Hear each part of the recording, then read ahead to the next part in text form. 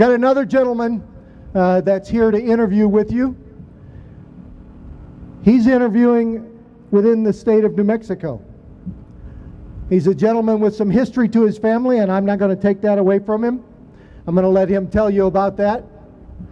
A gentleman that wants to be your next land commissioner. Ladies and gentlemen, Mr. Matt Rush.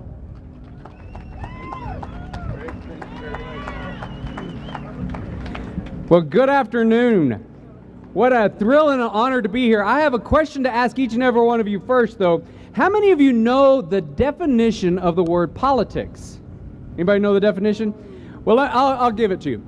Poly is a Greek word. I'm a Dora boy. I graduated from Dora High School, valedictorian of my class. Of course, there were 6 of us, but that's beside the point. But poly is a Greek word that means many, and ticks are blood-sucking insects. And I think it's time we got the politics out of public service.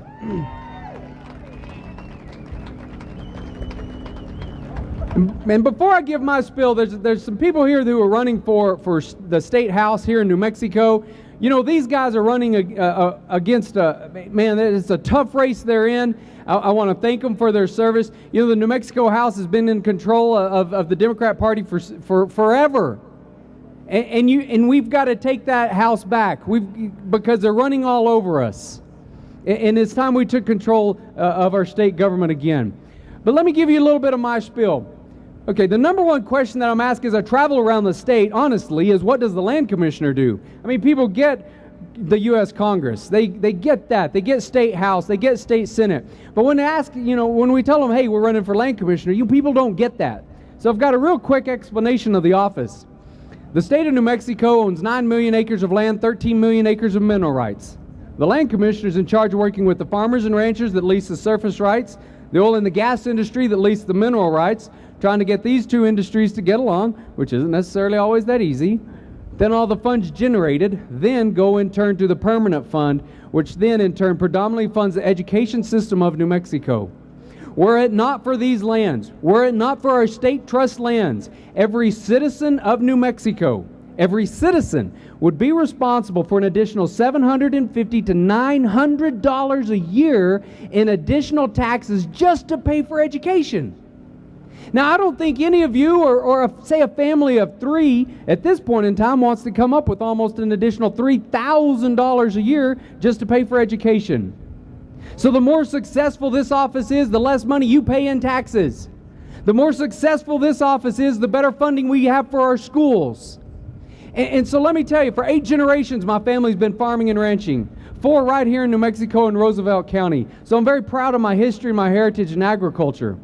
The oil and gas industry, 95% of the money that comes into the land office comes from the oil and gas industry, which last year in 2009 equated to $550 million.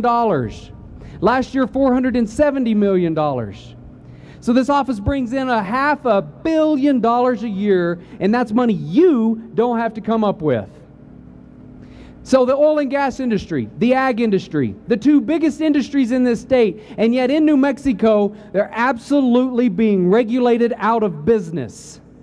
I've said it over and over and over again. There's enough red tape in New Mexico to make the red tape blush. And we've got to be more business friendly so that people will come back to New Mexico.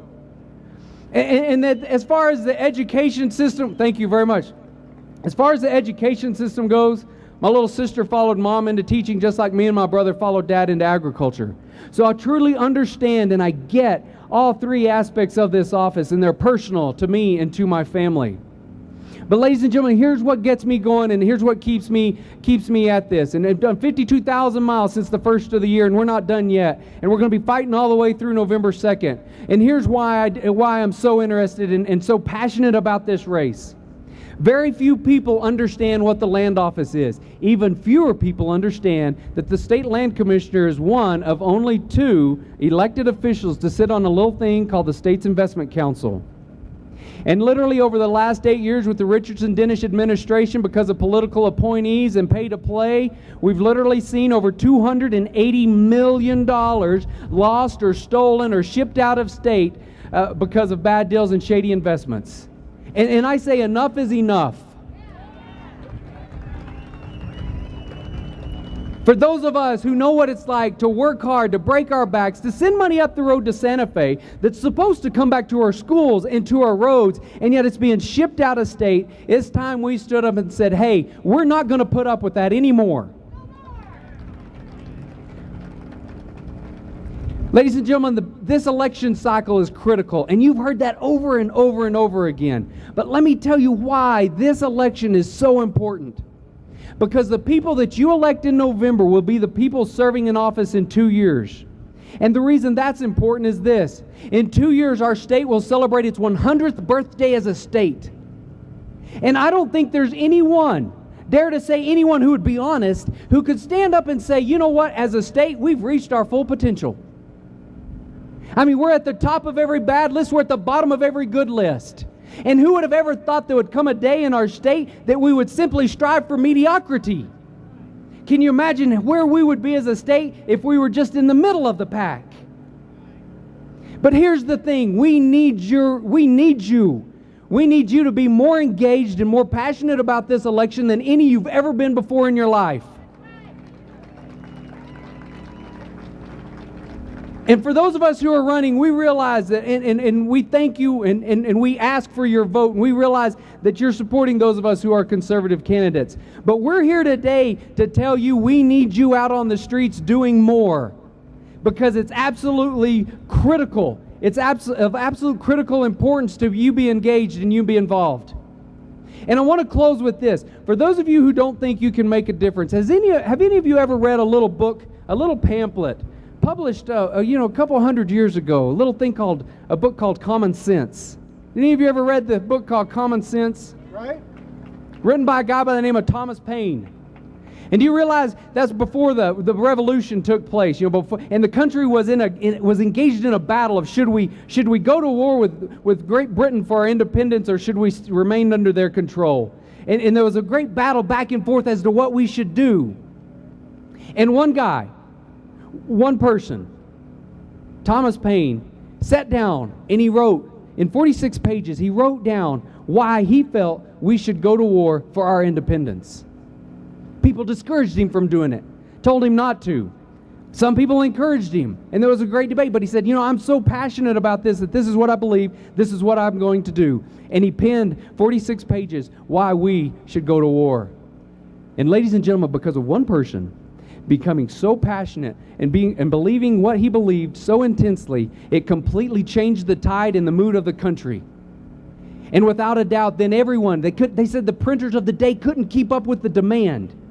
And the book went everywhere, all over the 13 original colonies. And almost overnight, the country was united and said, we'll go to war, even against the odds, and with God's help, we'll claim our independence from Great Britain. And they did it.